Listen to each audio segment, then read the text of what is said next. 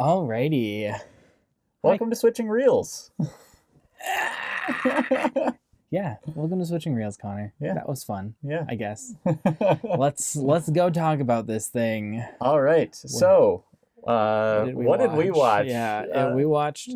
Is it just Goodfellas or The Goodfellas? It's Goodfellas. It's just Goodfellas. Yeah. All right. We watched Goodfellas. Yes, we The did. 1990 classic. Yep. Number 17 on the IMDb top 250 list. Yes. There we go. 17 in though, with all of our bonus episodes, so we're doing a good job. Yeah, I guess. All things considered. We've done consistent output, so Exactly. I'm happy about that. I like the consistent output as well. All right, so let's start off with recommendations. Who do you recommend this movie to? Anyone that wants some existential sadness. Like, it's actually a very good story. I'm really looking forward to talking about it. But, like, you watch this movie and you're like, all of this was predictable, my good sir. Nothing that you did was unpredictable. We predicted it all. I mean, as far as people that I would recommend it to, I would say anyone that is remotely interested in watching a mafia film. Absolutely. Yep, mafia film. It does have a bunch of violence in it, lots of cursing, minimal sex, which was interesting. Yeah. Lots of implied sex. That's true. But yeah, I mean, it's I would say it is even more than The Godfather. I would say it's the quintessential. This is very quintessential mob. Like, yeah. Like, I feel like I liked. Oh, and we'll talk about this later. Yeah. So anyway, and I'll talk more about why I think that's the case. But so if you're in for some large amounts of violence, but different than The Godfather, like it's a different kind, then you're good for this. I would say it's far more violent than The Godfather. I would absolutely agree with you. I think like that was crazy.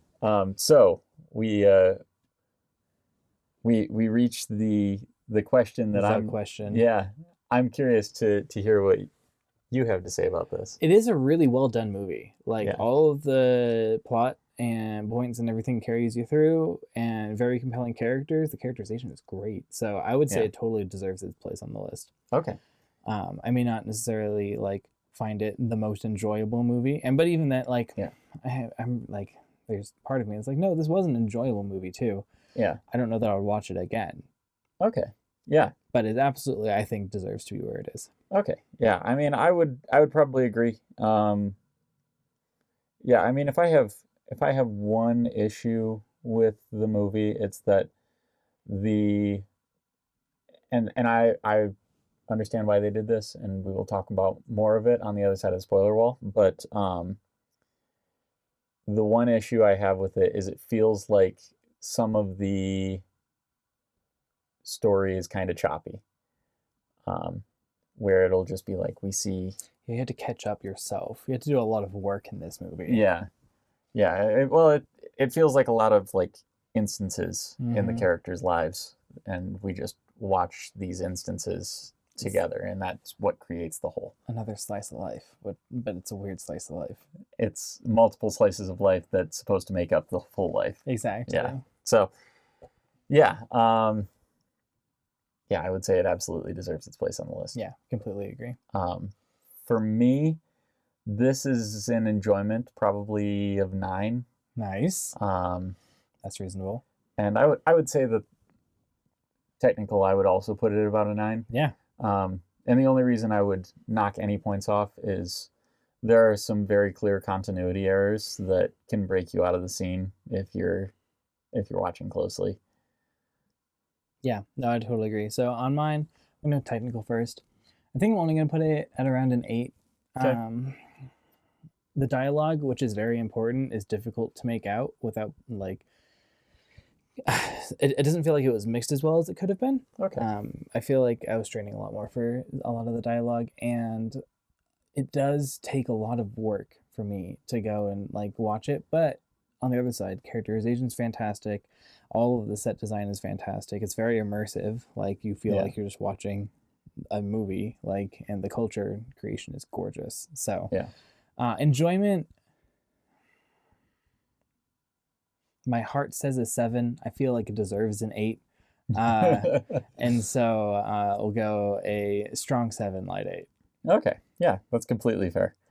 So this is where we're going to put the spoiler warning. Yeah! And our request that if you enjoy what we're doing here, that you would like, subscribe, and if you don't like what we're doing, comment and tell us what we can do better. Or if you like it, I like positive affirmation. So please tell us we're doing good as well. Tell us anything.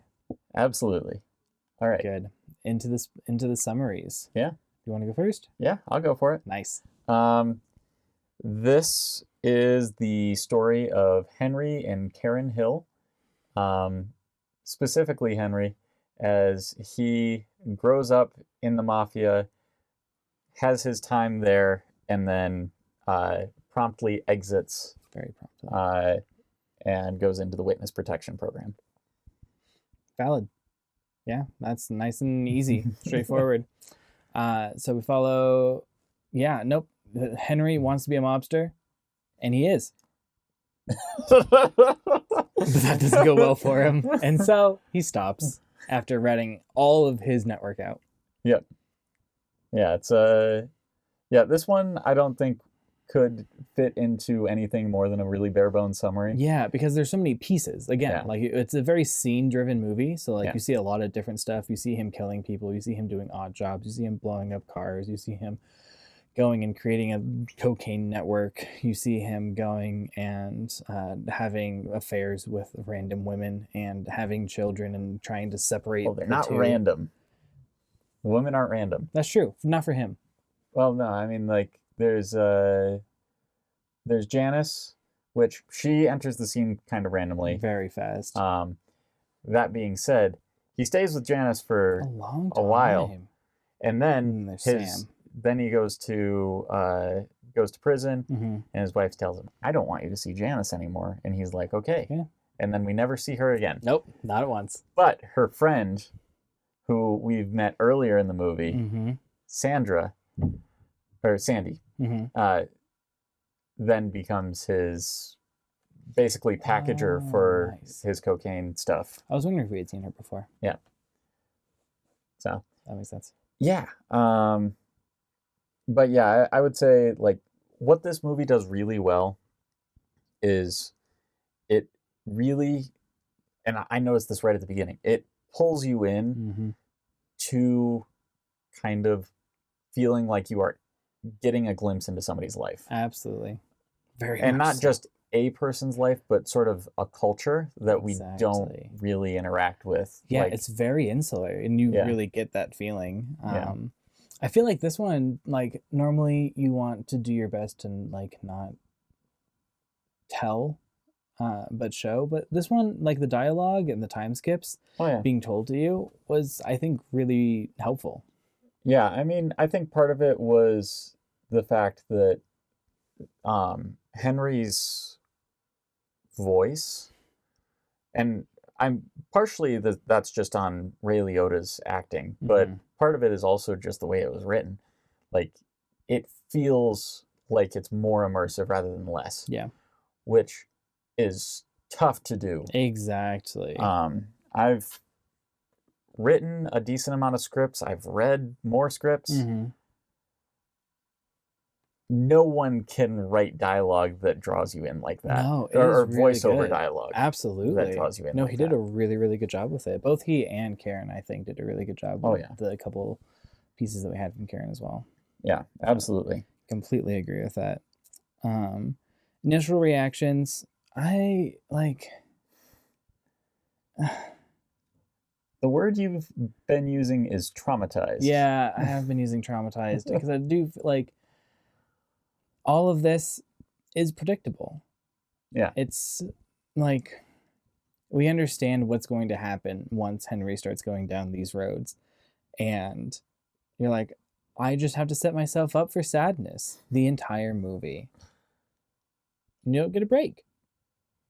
And then they put like rather like strong domestic abuse adjacent like things in it as well as like justifications for it and stuff, and you're like and Yeah. the amount of like I'm surprised the houses that he lived in did not explode with the amount of gaslighting that he was doing.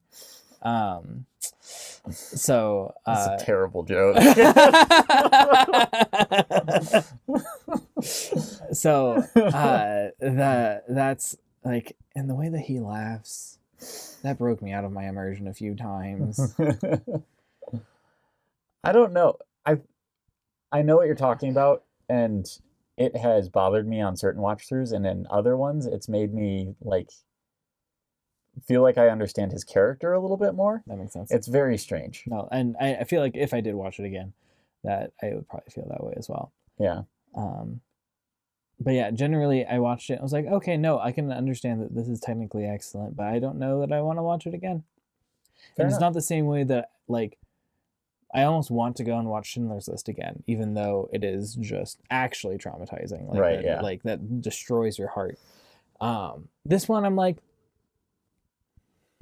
an experimental candy flavor. You know, like sometimes you go eat alligator once in a while, and you're like, okay, cool, thanks for the experience. Yeah. I mean, this is, for me, this is one where I remember when I first watched it and I went, oh, that was a thing. And then I kept thinking about it for like a month. I'm excited to see that. Okay, I've got to watch it again. That might be me. We'll see. Because the scenes are, again, this is a very scene-driven film. And like the scenes do really kind of stick with you. Yeah, absolutely. And there's, you know, there's some scenes that are also just really, really cathartic. Mm-hmm. Like watching him come back after the dude across the street does what he does. Yeah. And just watching him take this guy out is just down. So cathartic. It really is. It, like, on one hand, you watch it and you're like, that probably wasn't the right response. But on the other hand, you're like, that part of you that wants sort of that instant justice is absolutely very so happy to see it. Yeah, absolutely. But yeah, I mean, that's, I would say the other thing that this movie is just a testament to is how fascinating we find criminal life. Yeah, completely agree. Because this is, I would argue that this is one of the most entertaining movies we've watched so far. It is very entertaining. Absolutely. Like, it does hook you and keep you engaged the entire time. And I don't know that I laughed at all, but mostly because I was sad. There's a lot of emotional repression going on. Yeah. And I mean, there are enough things in here where my sense of humor is just twisted enough that I can find it funny. Yes. But and again, having seen it as many times as I have, it's probably been, I don't know, 7 or 8 times that I've watched this. So like, you know, I've seen it a few times. A fair number, so, absolutely. You know, you start seeing things and you go, yeah, that's actually kind of funny. Like, it's not, probably shouldn't be laughing at it, but it's funny. It's funny. Are there, so what things do you like the most about this one? I mean, honestly, it's probably, it's a close race between the characterization, because the characters are just flawless. Just like lifelike. They are so good. You know what? I take it back. It's atmosphere. It's atmosphere for me. The atmosphere is gorgeous. Because like this is, like, you really feel like these are real people, and it's not just the characters that get a lot of like screen time and that kind of stuff. Like, it's, you know, all of them. You got Frankie Carbone, who you're like, yeah, dude's just an idiot, and he's walking around with the biggest nose of any of them. And you're just like, yeah, it's that guy. Yeah. And like, I don't know, there's just, you feel like you're a part of this family, everything that's going on. Yes. While also being outside of it. So yeah, I think it really does come down to atmosphere in this one for me. You know, the fact that I can watch people cooking so much food in this. Yes. And I'm just like, I know I just ate, but I want to eat again. Exactly. And also like the way that they like incorporated food into just normal life along with all of the other things that they're doing. Yeah. Like at the end where he's like, I've got some cocaine and guns to steal, and I also need to go make sure I go get my brother so that we can go and have dinner tonight. And like, oh, this is astounding. It's so good.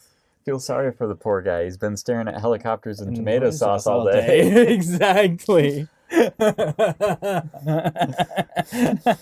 Can't do it. Need my hat. Yeah. So yeah, I think this is like, I don't know, the atmosphere just does really grip me. No, it's really, really well done. But I would say the close runner up behind is the characterization and the just the scene direction.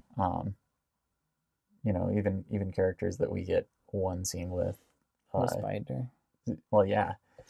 Spider sticks with you. The bat sticks with you, where like you watch him just make fun of Tommy in one scene, and then like his murder is one of the, I would say, most visceral scenes. It's exceptionally like animalistic. Like it is feral. It is crazy. Yes. And some of that may be because we revisit it. Like, right. Like it opens with that, and then we have it happen it's again. Halfway through almost through the movie, and then is actually when it happens. Yeah, I do enjoy, especially with mobster movies, like starting with something in the middle to help draw you in and be like, oh, okay, so that's the tone. I know what to expect for the entire thing now. Yeah. So yeah, I would say that's probably my favorite part of this. I mean, you clearly are still working through some emotions with it, so if you want to answer the question, then go for it. I think it is characterization for me, because you do just feel sad for every single person in this movie.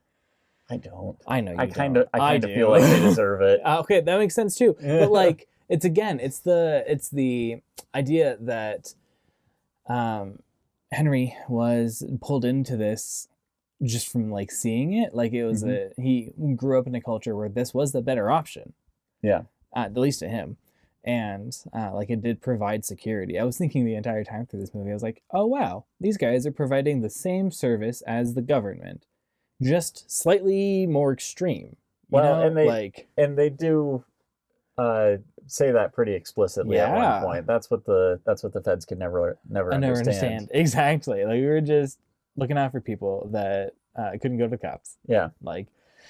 It made a lot of sense as well, where like they were offering protection of your property essentially with some but I mean the fact that they would screw you over for it because it later made them more money. Exactly. Right? Like you think about the restaurant, right? Guys like, hey, I need some help with the restaurant, and they're like, okay, fine, so we'll buy a bunch of stuff on the restaurant's tab and then move it out the back and sell it at a discount. Yeah. And then burn down the restaurant. It's free money. And it's like, it's free real estate. But like the point being, like, that wasn't really helping anybody but them. Yeah, exactly. No, that's a very good point as well. I would say it's the justification, but I don't think it is necessarily. They justify a lot, especially in the voiceovers. Like first Henry does it, and it was like it doesn't even feel like crime at some point. Like it's just where people working, and then Karen says that too after they get married, and it's like at some point it doesn't even feel like they're just blue collar workers. Exactly. It's like I started to feel proud that he would go out and do a little bit extra for us, so that we could have that little bit extra. Yeah.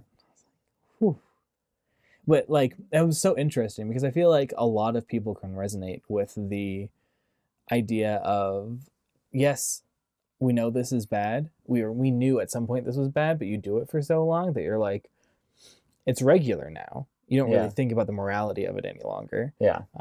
And I think like especially people in general are really good at that like it's what, like, because you can't be focusing, like it's the extreme of you can't focus on every single injustice, but they abuse that like very, very, very deeply. Yes. I think that's the morality question that comes up with this movie is fascinating. Awesome. And like the themes in this, Yeah. gorgeous. I'm really looking forward to going and talking about those because like it is chock full of commentary on society and humanity and people, and it's so cool. Yes. Let's go ahead and skip ahead to it. I love it. So okay, cool. I will say one thing that I do really appreciate about it is you're right. It is full of these commentaries, but it also doesn't preach to you. No, it isn't preaching. Like at any point, it Observing. never tells you what to think. No. It never tells you who's right and who's wrong. It just tells you what these people are thinking and what they're doing. And why they are doing it. Right, yeah. Like in their own justifications. And one of the things that really stood out to me is that Henry's the one that goes to prison, even though you have Tommy out here shooting whoever he wants to. Yeah. With no repercussions. Like, yeah. There's nothing that happens to this guy. Yeah. Even Jimmy goes to jail for a little bit. I think Tommy technically does as well. Does he? Yeah. Okay, we just don't see him. Yeah. Got you. Because they're all there at the parole office together. Yeah, they're all at the parole office, so they could all be going to parole. Yeah. That makes sense to me. So if that is the case, like the fact that the punishment is the same for everyone, and Henry is like, if we're going like it's the whole, is it immoral to break a law idea? Like laws are generated by people to go and help sustain a nice society.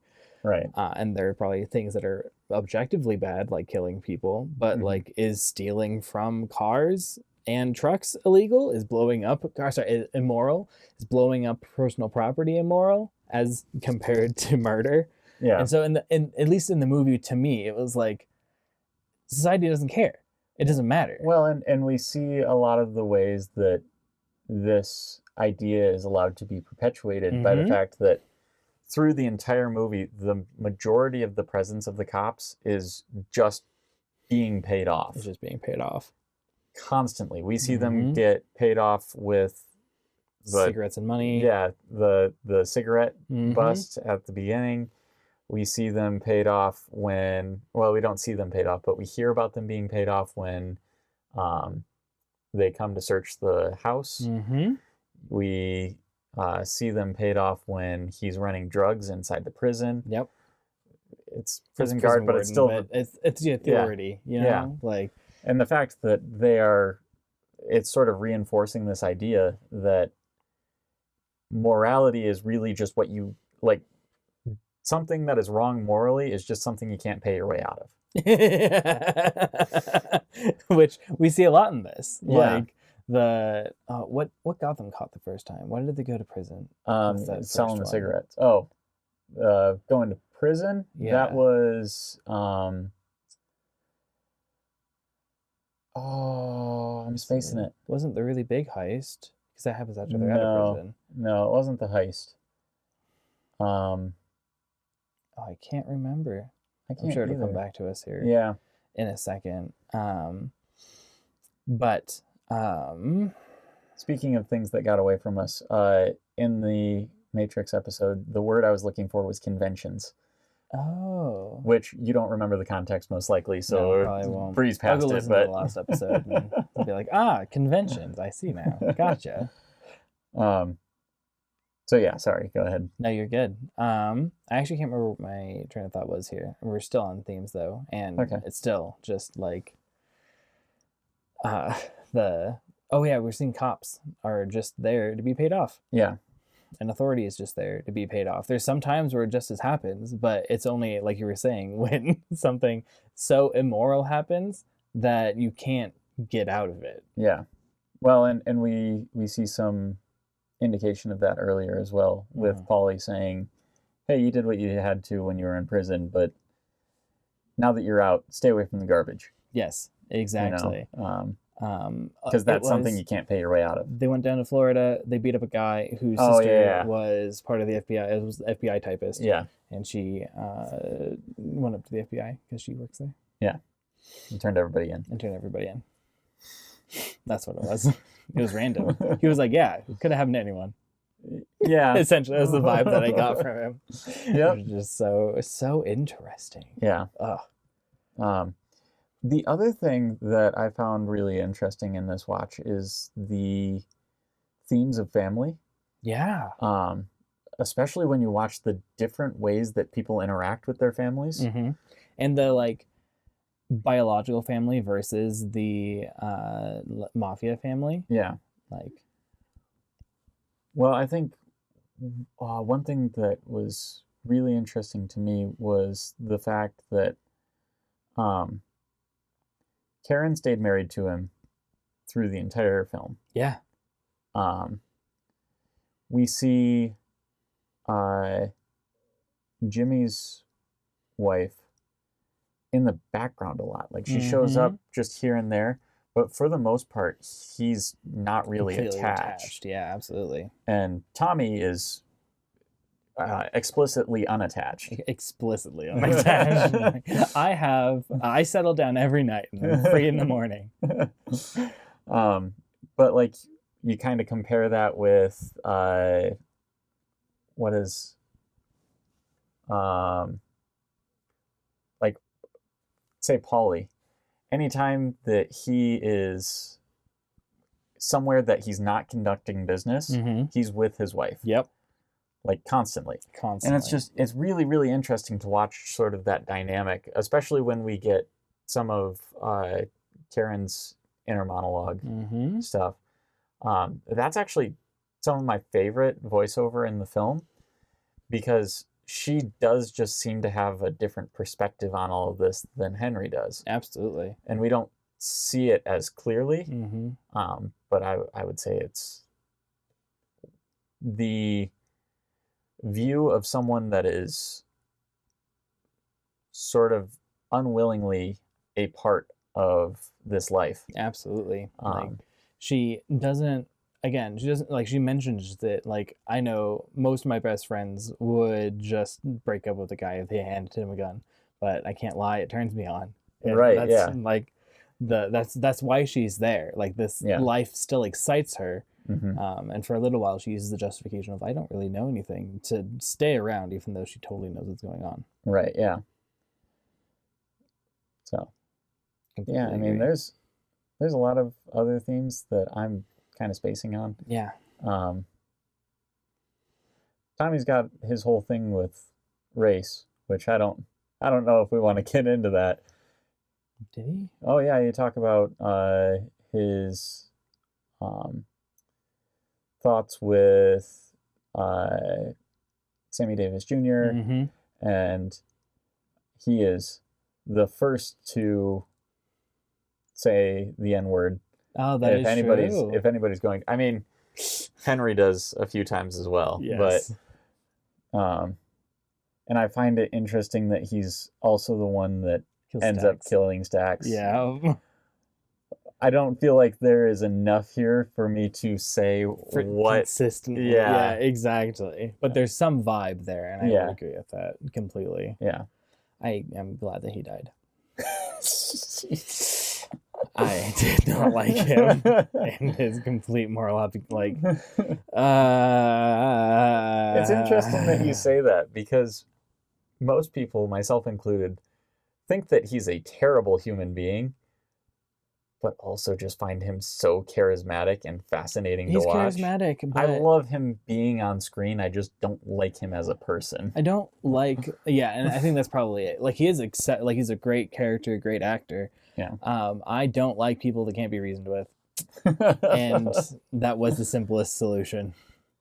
Fair enough. Poor Jimmy, because that was a great scene. Oh the whole like, hey, the starting at the diner and then going through Tommy being made and made quote unquote, and then getting shot for a crime that he did nearly 10 years ago. Yeah, like that is a grudge. Oh yeah. Oh. Yeah, absolutely. Like, oh, it's astounding. Everything about that scene is perfect, though. Like watching him walk into the room and going, oh no, damn, and then dying. See it on his face. It's like, oh shoot. I liked the comment like, and they shot him in the head, so his mom couldn't even do an open faced, an open casket. An open casket. Yeah, I mean, I feel like this pretty well segues into our standout performances. Absolutely. Assuming you don't have more to say about No, themes. and if I do, I'll come back. Okay, yeah.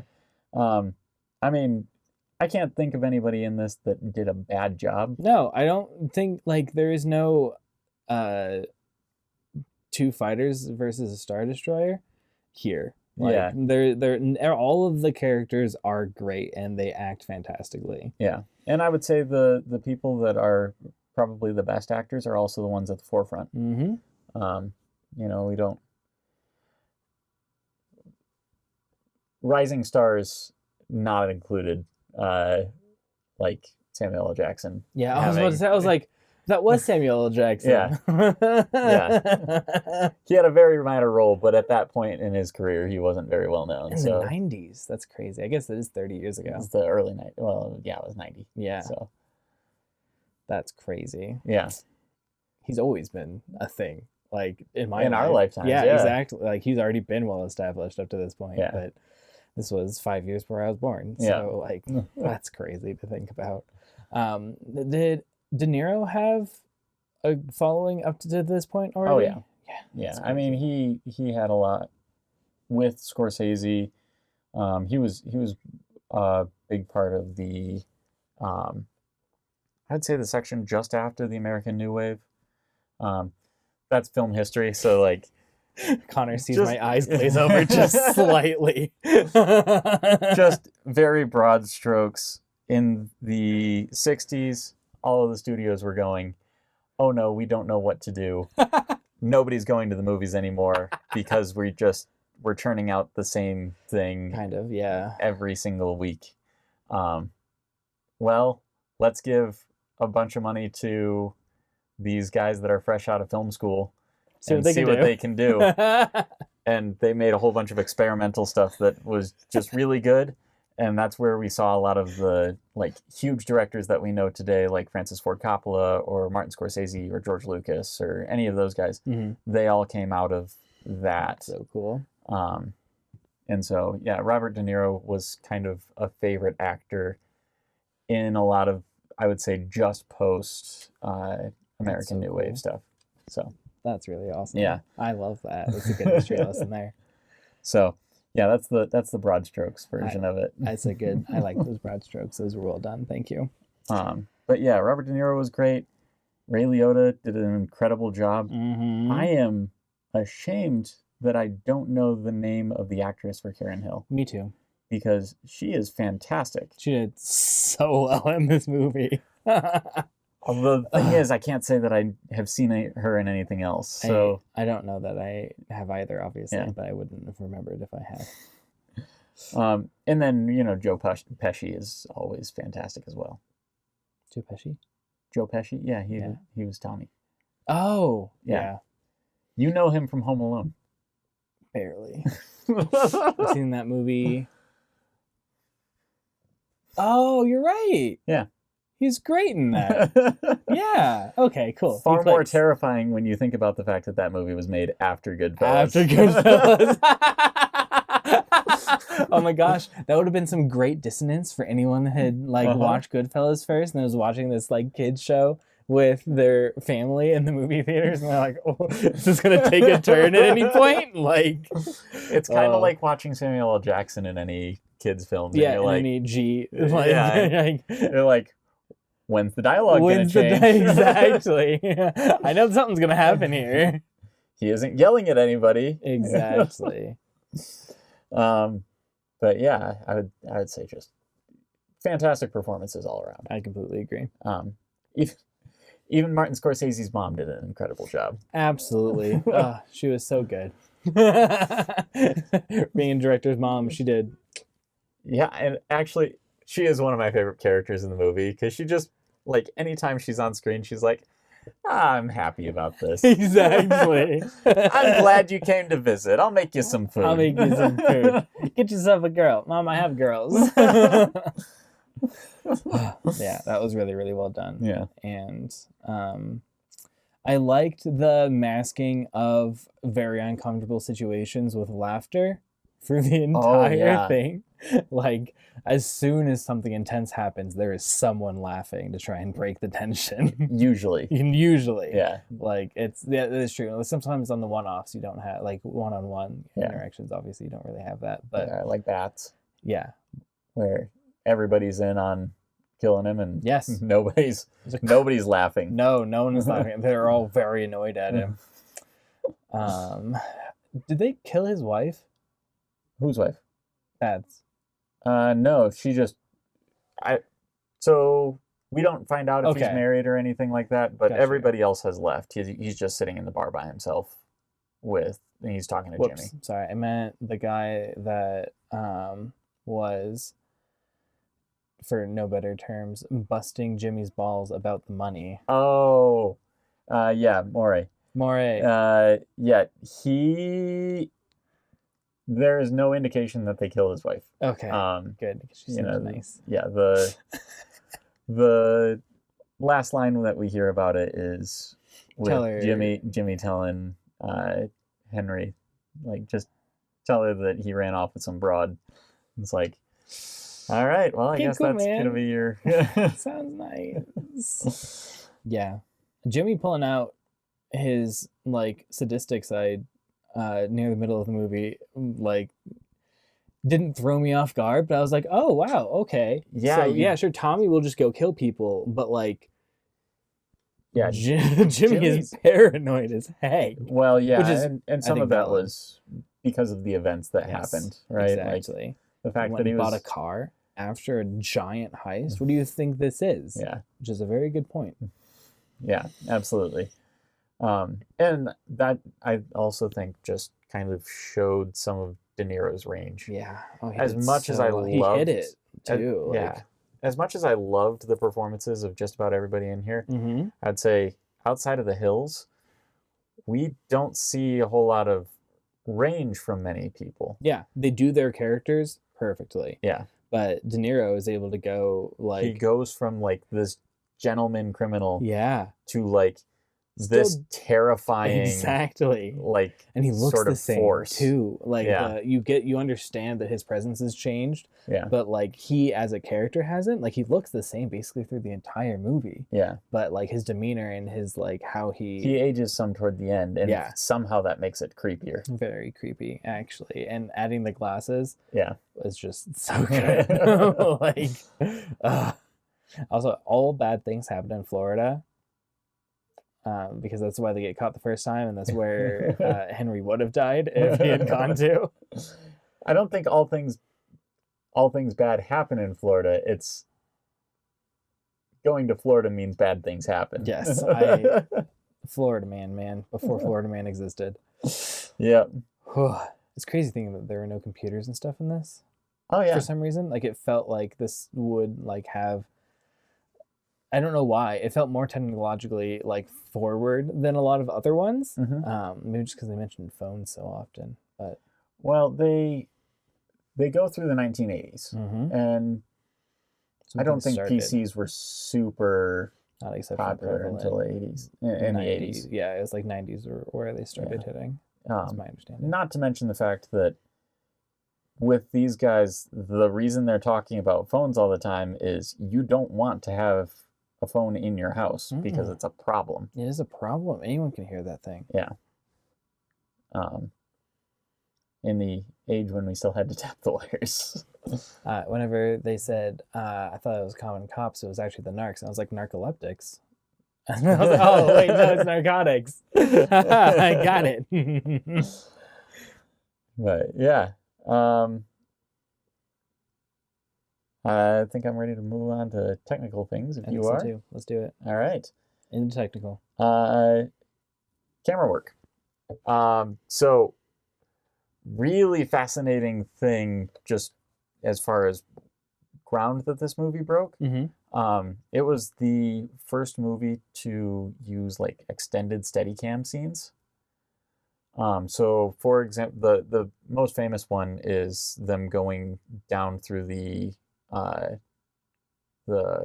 Copacabana kitchens. They did so well with that. Yeah. It was all one shot, and it was really, really well done, and they went in a giant circle in the kitchen, and it was crazy. Yeah. So like there is some incredible camera movement in here, and Very, very also well done. just some gorgeous uses of like whip pans and that kind of thing. Mm-hmm. Where, Really well done, actually. Like, yeah, it's, where it it can just feel very makes it tacky. feel Exactly. stylish. It does. Yeah, so I really appreciate the camera work in this.